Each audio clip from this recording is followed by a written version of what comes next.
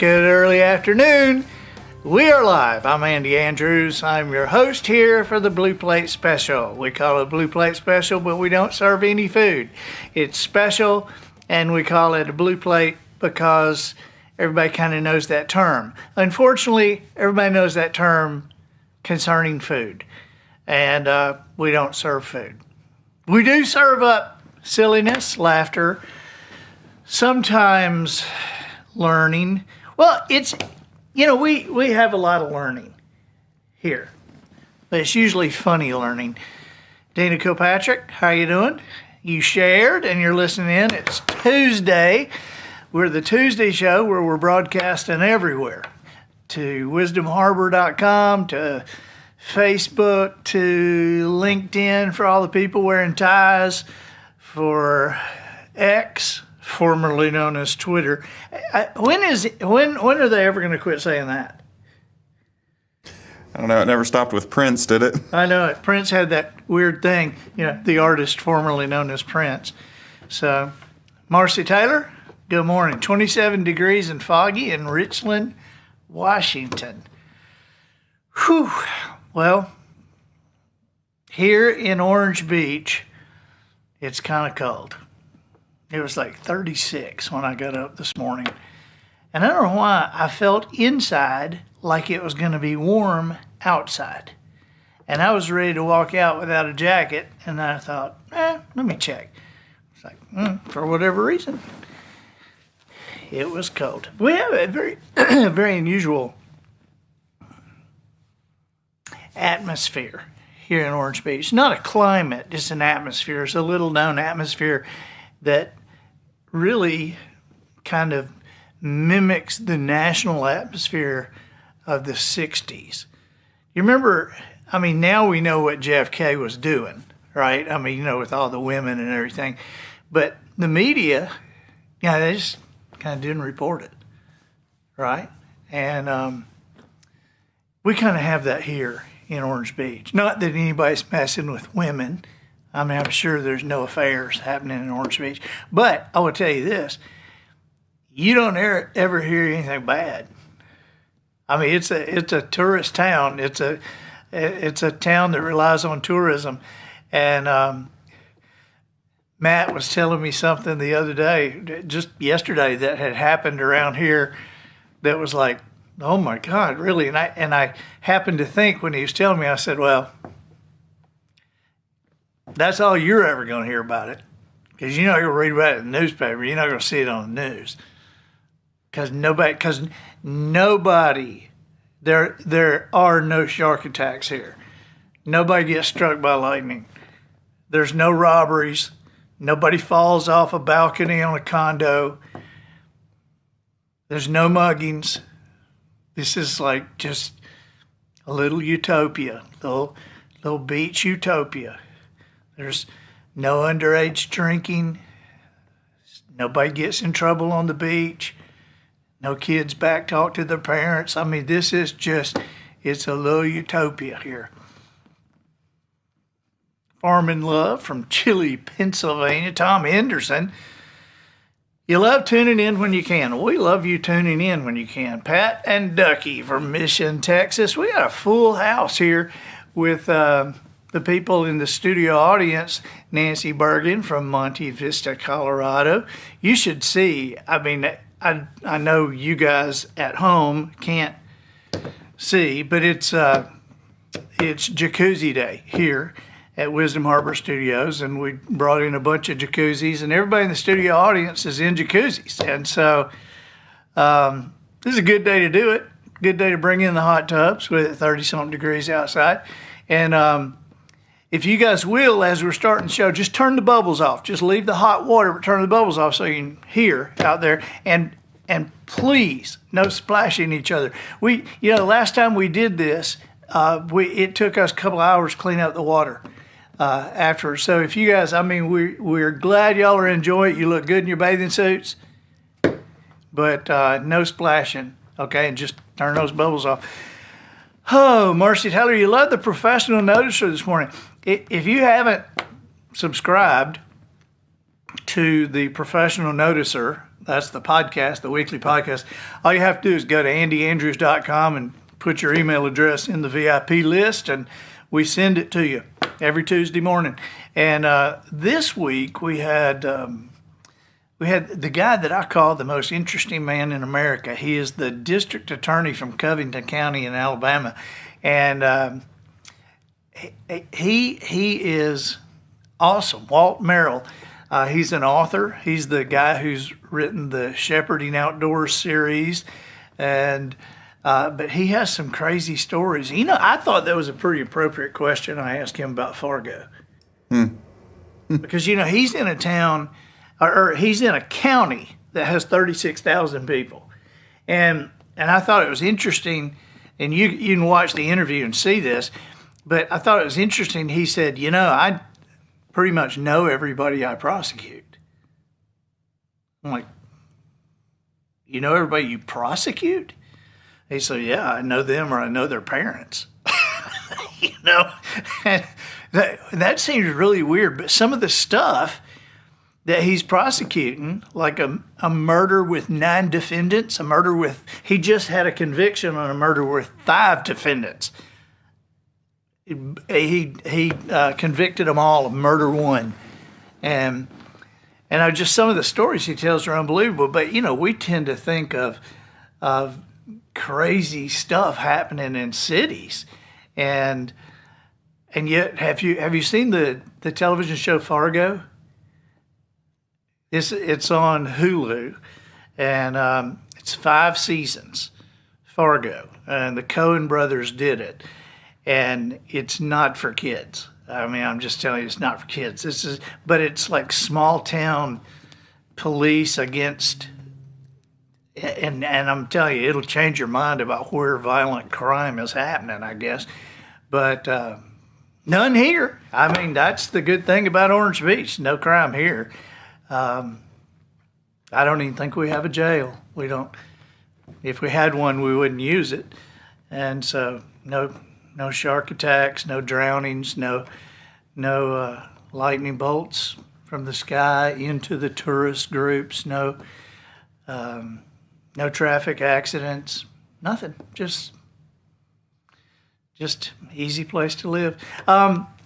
Today we've got an unusual show, and I mean, I say that every time we do a show because all these Blue Plate specials are unusual. We try to dig down into the sub files and try to find stuff that nobody else is talking about. And so we do some research and we kind of finagle with some facts, but we tell you if we're finagling with facts. But we're just making it more interesting. And so, if you spend all day at work hunched over a computer keyboard, chances are at some point you're going to complain about something like a bad neck or your eyes are sore. If you spend all day walking around, if you have a job where you're walking around, you probably want to take the weight off your aching feet when you get home at night. If you're a good student, or if you spend your working day scribbling notes with a pen and paper, you might have even suffered from a little bit of task-specific focal dystonia. That's better known as writer's cramp. But complaints like these modern complaints, are nothing compared to some of the bizarre, unpleasant occupational hazards and ailments that people have suffered from in history. So I went back to research what are some of the oddest medical conditions that somebody would have suffered with, but odd medical conditions that were common. These are not uncommon things. These are just people would get them. Like, and I found 17 of them. The first one is Baker's knee. Baker's knee was a skeletal condition that caused a leg to bend inward toward the other until, according to one 19th century dictionary, legs closely resemble the letter K. You got one straight and one bent in, okay? And this disease or condition was once common among bakers who would typically have to put all their weight on only one leg when carrying heavy bread baskets. So they called it baker's knee, whether you got it because you're a baker or because you're doing something else. You could have been, been a carriage salesman and lifting horses and gotten baker's knee, I suppose. There's also chauffeur's fracture. So before anybody came up with the idea of starting cars from the inside with ignition and a key, all the early automobiles, that's right, had to be hand cranked from the outside using a starter's handle that connected directly to the front of the engine. And one of the consequences, though, was that the vehicle, while it was being cranked, could suddenly backfire, which would jerk the handle backwards in the hand of the person starting it and cause a painful backward fracture of the radius, and they called that chauffeur's fracture. He has a chauffeur's fracture. Now, see, I wonder if did they call it a chauffeur's fracture even if they didn't get it cranking a handle? I mean, I could see how they call it a chauffeur's fracture even if you weren't a chauffeur.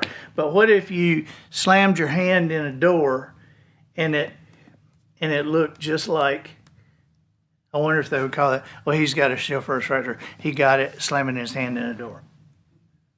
I don't know. How about clergyman's knee? So a bursa is a small sac of fluid that cushions the bones and the tendons of a joint. And in bursitis, that sac becomes inflamed. And often it is incredibly painful. And so in infrapatellar bursitis, it's the bursar just below the kneecap that's affected. And this particular form of bursitis is named clergyman's knee because it's often caused by all of a person's body weight being concentrated on the lowest point of the knee when they kneel down, just like a clergyman praying in church. Clergyman's knee. Anybody ever had clergyman's knee? Bunch of heathens in the audience today. Nobody's been praying. Okay. How about cobbler's femur? Now, this is a weird one to me. But I guess the problem with hammering the soles of shoes upside down in your lap all day, every day, for a lifetime, is that the hammering causes dozens of tiny, painless little fractures to open up in your thigh bones. So the body is capable of healing these small fractures by itself simply by regrowing more bone. But when it regrows bone constantly over decades and decades of work, evidently the result can be a pretty nasty looking bony growth called cobbler's femur.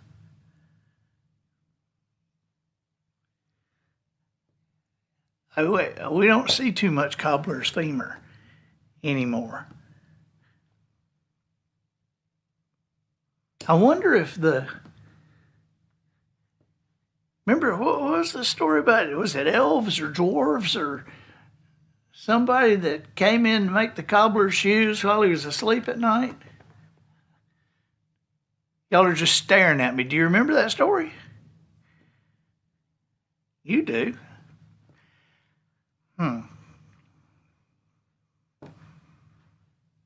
I don't really know much about cobblers except for that story and the old saying that the cobbler's children have no shoes. How about fiddler's neck? I bet there's some fiddler's neck going on these days. Fiddler's neck is playing too much violin can cause inflammation of the part of the neck that the violin, which I guess it would be that side, rests against. And so the condition is called fiddler's neck. It's caused by friction and pressure, but sometimes, especially when the fiddler is using older instruments, the condition can be the result of a bacterial or fungal infection, which can have particularly unpleasant consequences. Would that be just like an old fiddle rubbing bacteria into your skin or something? I mean, that's a different kind of fiddler's neck. That would be like fiddler's neck type 1 and fiddler's neck type 2. Well, can't you see the commercial for that? Do you have fiddler's neck type 2? If so, we have violinosis. And you can take one capsule of violinosis. It may cause constipation. It may cause diarrhea. It may cause blindness or super sight. I was watching, I don't know. I guess when Polly and I watch TV, I guess we're watching TV for old people because they're always talking about, all the commercials. We're not seeing any commercials of happy, sunny, family walking on the beach things. We're seeing stuff about like walk-in showers and elevators on stairs and drug commercials. That's all I see. I mean the drug commercials, and some of them drive me crazy. Some of them I just immediately hit I won't even watch them. I don't even want to listen to them. But the drug commercials drive me crazy, and I think when I guess by law they have to list all the complications, all the possible side effects. I can't see anybody seeing that commercial and listening to those side effects and going to the doctor and saying, "Hey, what about so and so?" I just can't see it. I mean, I'm an idiot, and I'll take something the doctor prescribes to me. Doctor says, "Here, we go." Okay, I don't even ask about side effects. I'll just okay, I'll take it. And then if I end up coughing or if I end up short of breath, I'll say, "Oh yeah, well that's one of the things that it can cause. We'll put you on something else." But I'm not saying, "Hey, now could you list all the things they say on the commercial and explain them to me?" Because I noticed one the other night that had it may cause constipation, may cause diarrhea. That's just like, everyday life could do that too. Gamekeeper's thumb. I thought this was interesting. Gamekeeper's thumb is caused by damage to the ulnar collateral ligament, the ligament that attaches the bone at the base of the thumb to the rest of the hand. And it was first described in the 1950s when a number of cases were identified among Scottish gamekeepers who would dispatch game like rabbits by pinning them down and breaking their necks between the thumb and forefinger. This would put so much pressure on the ligament at the base of the thumb that it would tear, causing a particularly painful injury. Now, I got a question about that. And my question is, anybody ever been rabbit hunting? Okay, a few of them, rabbit hunting. And what happens when you shoot a rabbit? He dies. So what are these Scottish gamekeepers doing that they're catching live rabbits and having to strangle them or break their necks? What's going on with that? I mean, I've never shot a deer and then had to go walk up on him and then kill him. I mean, I've never shot a rabbit and then had to, okay, I guess I got to break this dude's neck. I've never done that.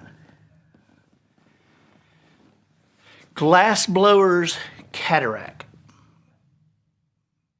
Heating up glass or molten metal in a furnace can release small amounts of radiation that in the days before protective eyewear would be absorbed by the glassblower's eyes and eventually form a glassblower's cataract. The same condition was once common among blacksmiths and foundry workers, but I'm guessing they noticed it first in glassblowers. So even if you're a blacksmith, you would have glassblower's eye. How about Hatter's Shakes? Any idea on Hatter's Shakes? You know, Lewis Carroll, who wrote Alice in Wonderland, when he invented the Mad Hatter, he wasn't really making that up. Back in the 19th century, in the 1800s, mercuric nitrate was used in the production of the felt that was used in making hats. So this meant that hat makers a lot of times had prolonged exposure to mercury vapors. And these could eventually cause all kinds of physical and psychological problems, including chronic trembling of the muscles known as Hatter's Shakes. Mad as a hatter. Housemaid's knee. So back when grand Victorian houses had Victorian housemaids, they spent a lot of their Victorian time kneeling on hard Victorian floors. And so this would often cause this condition called prepelvic bursitis, or housemaid's knee. It's an inflammation of the bursa that cushions the front of the kneecap. It's similar to, but slightly higher in location than clergyman's knee. So don't mistake clergyman's knee with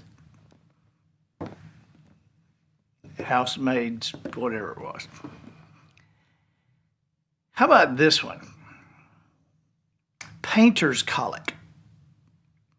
While the mercury used in felt making was sending hat makers to the madhouse, the lead used in paint was causing chronic constipation among painters and paint manufacturers, which could eventually become so bad it would cause a painful condition known as colica pictorum, or painter's colic. And the disease was a form of lead poisoning, once named Devonshire colic, after a number of people in Devon in the far southwest of England contracted it from the lead used in local cider presses in the 1600s.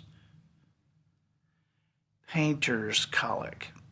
Student elbow. Old crannon bursitis is an inflammation of the old crannon, the outside point of the elbow. It can be caused by nothing more than the pressure that comes from leaning on desk while reading or studying. So in addition to being nicknamed plumber's elbow and miner's elbow, it's probably best known as student elbow. Now, have you ever had that? I have too. What did you call yours? I suppose I didn't call it anything. It hurt. It hurt. I called mine air travel elbow because my right elbow that I would have on that thing on these long flights, it would hurt. But I guess back in the 1700s, they wouldn't have called it air traveler's elbow. Taylor's bunion. A Taylor's bunion is an inflammation of the bone at the base of the little toe, which causes a hard and often very painful growth to emerge. And the condition was once traditionally common among tailors, who would spend a great deal of time working with fabric while sitting cross-legged on the floor, causing the outside of their feet to rub against the ground. Okay, here's one that's kind of weird. Trombone player's lung. Hypersensitivity pneumonia is a catch-all medical term for inflammation of the lungs caused by inhaling bacteria-riddled dust, vapor, or air. And if those bacteria come from the inside of a brass instrument, whether it's a trumpet, a baritone, a French horn, or a tuba, then you have contracted trombone player's lung. You won't be alone, though. Different forms of the same condition, varying only in the type of bacteria involved, include sauna worker's lung, pigeon fancier's lung, pigeon breeder's lung, cheese washer's lung, and snuff taker's lung. That's a lot of ways to get bacteria into your lung. I love this one. Weaver's butt. Sitting on hard wooden chairs, weaving all day can cause ischiobursitis, a painful inflammation of the sac or bursa that cushions a bone in the hip, and this condition is known as Weaver's butt. You know, I think I could have one called writer's butt. I bet you could have one called editor's butt.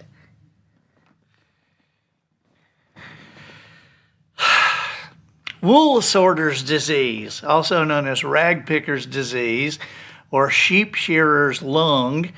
Wool sorter's disease actually doesn't sound too bad when compared to its proper name, pulmonary anthrax. It was first noticed among Yorkshire sheep shearers in the 1800s, and wool sorter's disease is caused by inhaling the bacteria that naturally occur in sheep's fleeces, which unfortunately for the wool sorters sometimes included Bacillus anthracus or anthrax. Now there's a tough condition. But this is the last of the 17 and certainly my favorite. Chimney sweep's scrotum. That's a funny word to me anyway, chimney sweep.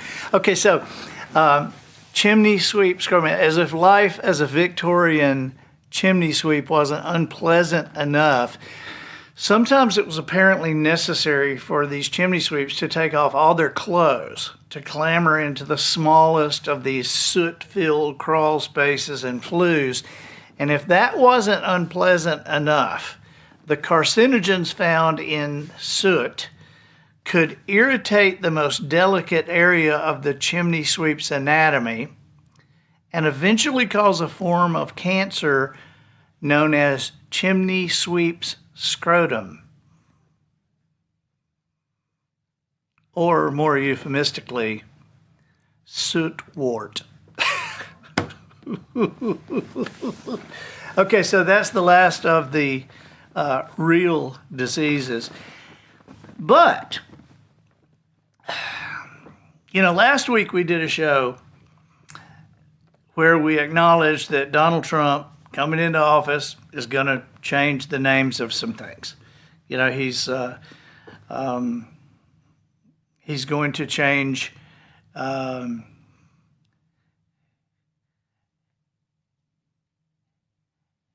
New Mexico into Western Texas. He's going to change Canada into Northern North Dakota. He's gonna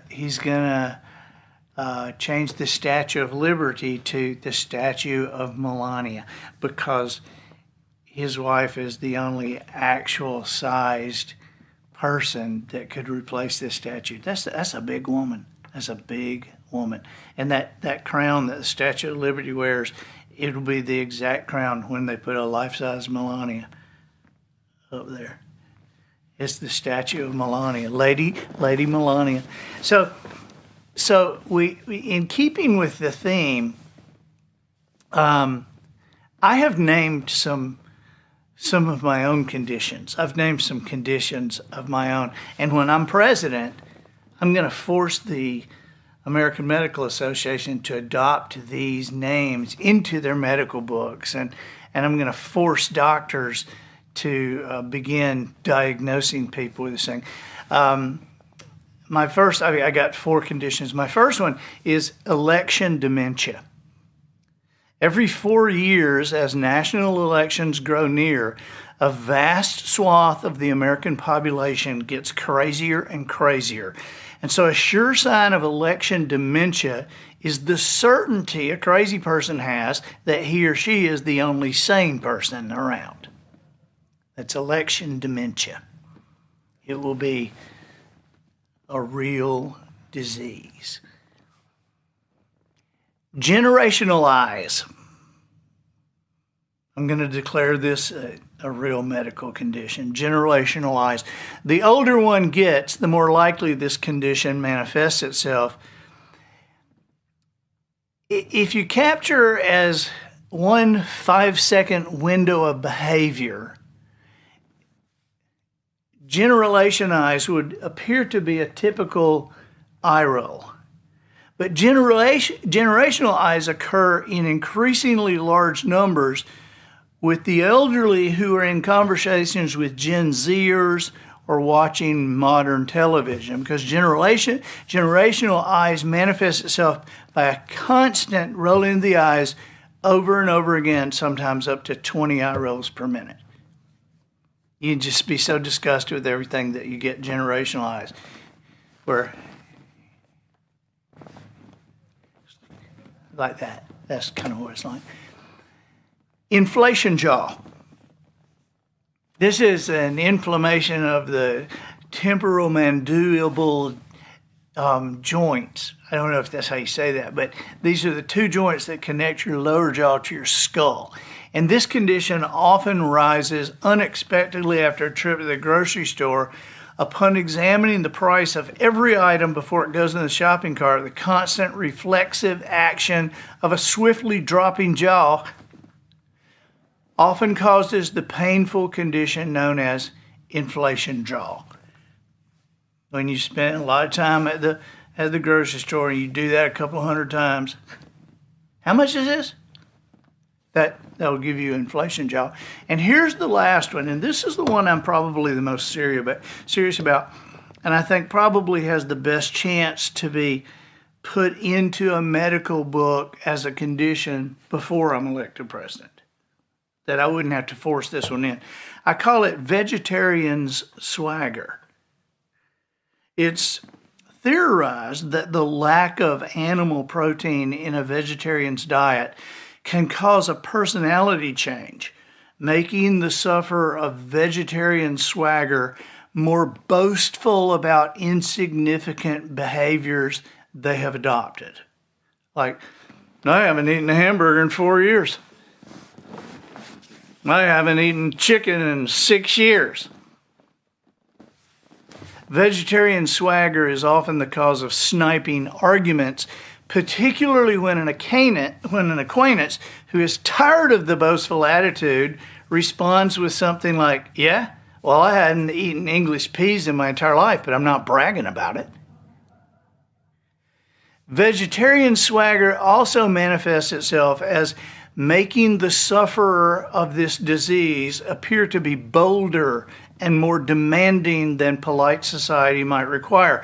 For instance, a person in the full throes of vegetarian swagger might enter someone's home for a dinner party and immediately announce, well, you know, I'm a strict vegetarian, as if a different menu for the evening should be produced just for them. Psychologists note that a person not under the influence of vegetarian swagger would never in a million years arrive at a dinner party and declare themselves a meatitarian. By the way, it's a Saturday. I only eat prime rib on Saturdays. Hope you have it for me tonight. But that's vegetarian swagger. I am a vegetarian, by the way. That's why I make fun of that. I mean, I am a vegetarian. I'm not really serious about it. I still eat pork and beef. But Marcy Taylor says she still doesn't know what frogging someone is. I'm not from the South. I'm not sure that's a Southern thing. I think that we decided that that was a generational thing. If I told you guys, if I said, I'm going to frog you on the arm, would you know what that means? You would?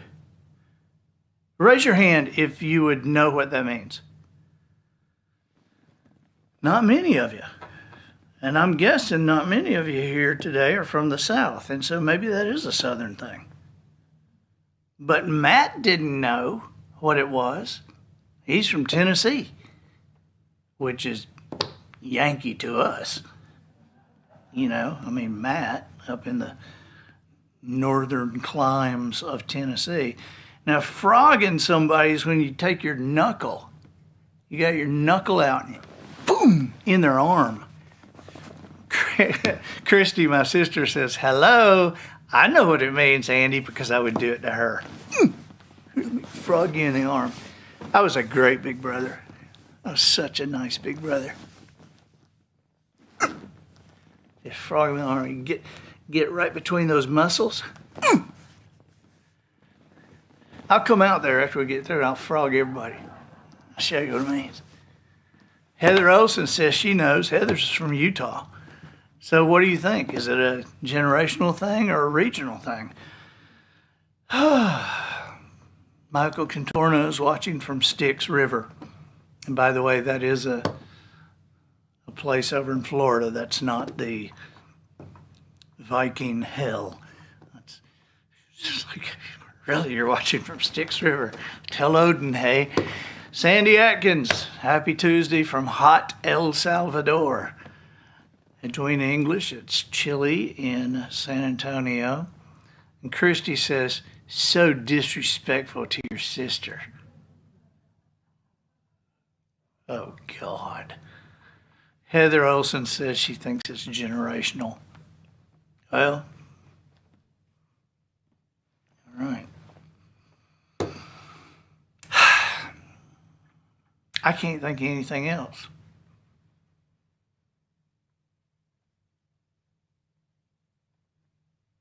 Have you guys seen The Last Kingdom on Netflix? Have you seen Last Kingdom? Oh, yeah. Oh, yeah. Last Kingdom on Netflix. It's a series, 5 seasons. It's done by the same people who did Downton Abbey. But I tell you that not to tell you it's like Downton Abbey, because it's not. I'm just telling you that to give you an idea of the quality. But it's a Middle Ages thing, back in the 9th and 10th century. And it's based on books by Bernard Cornwell. And I just can't quit thinking about it. It's fantastic. But I got to tell you, this is not for kids. Polly won't watch it. It's a little... But Brittany watched it, didn't she? Yes, she's, I think, watched all 6 seasons 4 times. Yeah. She loves it.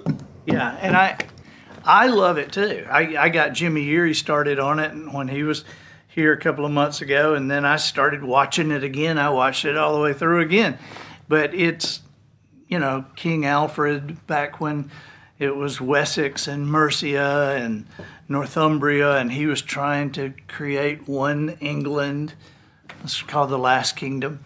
And so it's historically accurate, but the books are historical fiction, meaning that it's historically accurate to the time and a lot of the main characters, but it revolves around a guy named Uhtred of Bebbanburg.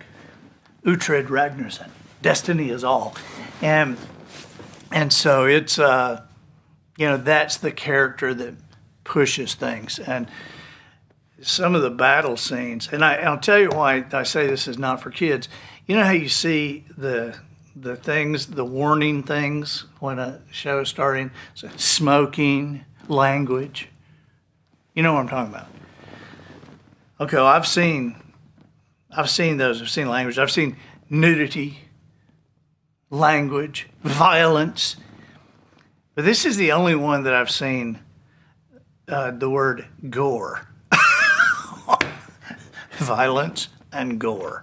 Now, to be honest, I didn't think I didn't think it's as gory as modern movies, because I guess they say gore because they show battle scenes, and these guys are fighting with swords and they're all bunched up together, and so you're seeing people get stabbed and you see blood spray every now and then, but you're not seeing what you see in a Quentin Tarantino movie or some of these crazy movies. But and what you see, it just overwhelmingly looks real. I mean, and so that's Netflix. And the guy, the actor, I've watched a bunch of interviews with Bernard Cornwell, the guy who wrote the books, and now I've watched some interviews on YouTube with the actors that played these characters. And one of the things that I thought was so great about the series is it seemed very, like they got everything so real, because, you know, that was not a clean time. And everybody is dirty all the time. Even the king and the queen, you know, it's just, they got dirt on them. And you know, Uhtred has, you know, dirt under his fingernails and dirty cuticles, and so do the women. And it was funny, listen, you know, watching an interview with the actors, and they said, yeah, sometimes, you know, they'd be so exhausted at the end of an 18-hour day shooting that they would, you know, go out to eat, and everybody would be trying to keep their hands under the table because the waiter would come up and everybody had like dirty fingernails. And like, oh, this is gross. And that's one thing my wife does not like. Maybe that's why she's not watching it. Maybe it's not the gore, it's the dirty fingernails. That would seem to be more like Polly. My wife is not a dirty fingernail kind of person. And to have two boys and a husband who's also a boy, I mean, you'd think she'd be a little more tolerant of dirty fingernails. You'd think. Joe Giles says, I love that show. I mean, I've never known anybody that watched it that didn't just go crazy over it. So Jimmy is like halfway through the series now, and he's like, he's loving it. Okay. I wish there was a big bang ending, but I can't think of one. So since you guys are my friends, we're just going to have to go with this. And Thursday is Wisdom Harbor Day. So if you haven't subscribed to Wisdom Harbor and you have friends that you would like to watch some of these things and would like them to be a part of Wisdom Harbor, which is our stated goal, is to create America's next greatest generation by creating conversations between adults and young people. And so we're bringing a lot of families together, a lot of schools together. Monica Early, our chief of protocol, will be in the studio Thursday, so that's going to be fun. And if you're going to be at home, sign up. You know, it's $27 a year. This is like $2 a month for this. And so it's pretty awesome, and the benefits are incredible. So wisdomharbor.com, and we'll see you Thursday. Bye-bye.